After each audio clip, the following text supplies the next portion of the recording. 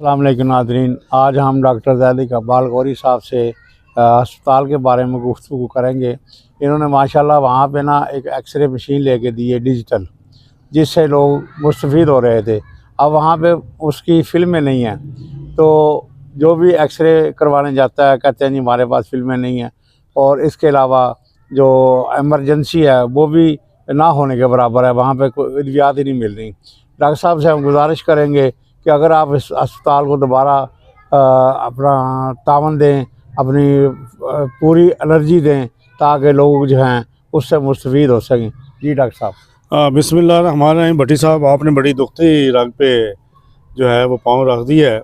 मेरी तो ख्वाहिश है कि बलवाल के लोगों को फ्री इलाज मिले, फ्री टेस्ट की सहूलतें मिलें, लैब फ्री मिले, एक्सरे फ्री मिले, उसके अलावा जो एमरजेंसी की सहूलतें हैं वो फ्री मिले। देखिए, हमने पिछले 10 साल, मैं जब तक अस्पताल में जाता था तो 10 साल मैंने कोशिश की है कि एमरजेंसी को एक अच्छे तरीके से चलाऊँ।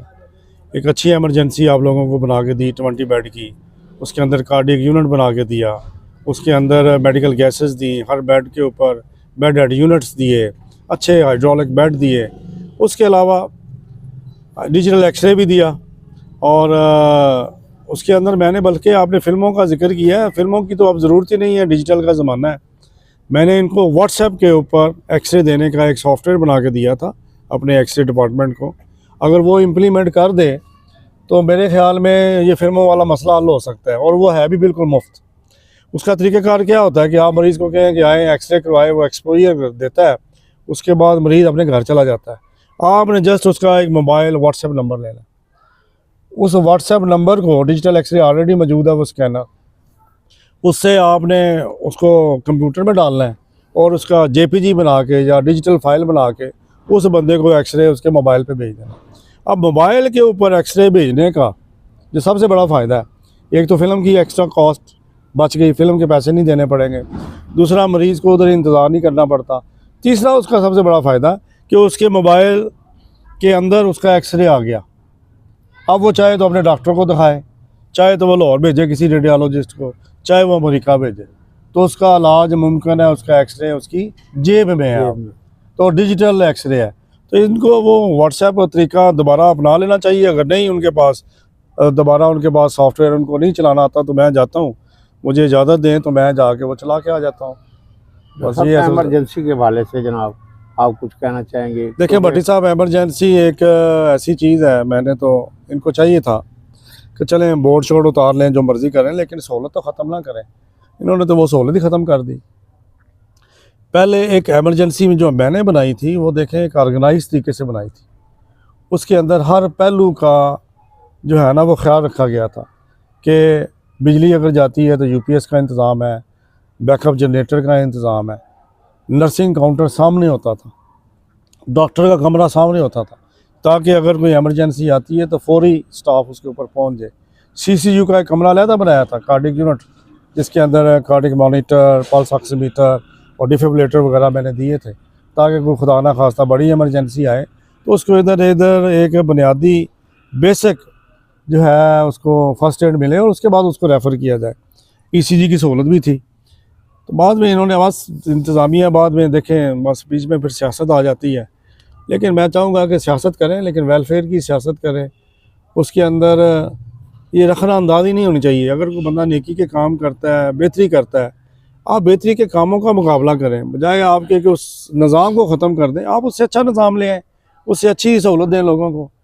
तो ये तो नहीं तरीक़ाकार कि पिछली सहूलत ख़त्म करके तो आप लोगों को छोड़ दें। अब देखें पिछले दिनों कितनी हमारी अमवात हुई हैं जो बुनियादी तौर पे फ़र्स्ट एड ना मिलने की वजह से हुई है। अब शुगर किसी की कम होती है, मरीज़ जाता है, उसका इलाज उधर अवेलेबल नहीं है, बंदा मर जाता है।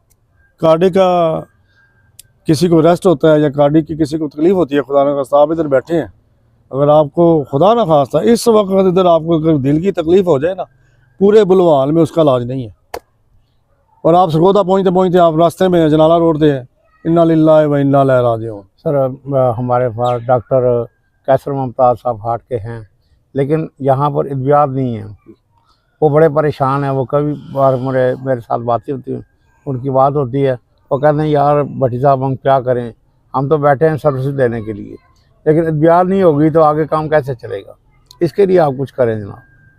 देखें, जब हमारे पास एमरजेंसी का कंट्रोल था ना, तो हमने शहर के कुछ मुखैर हजरात से, मसूद साहब थे हमारे अंजमन ताजरान के सदर, उनके तावन से और उन लोगों के तावन से एमरजेंसी के साथ हमने एक फ्री डिस्पेंसरी भी बनाई हुई थी, आपको शायद याद जी हो। मुझे पता है।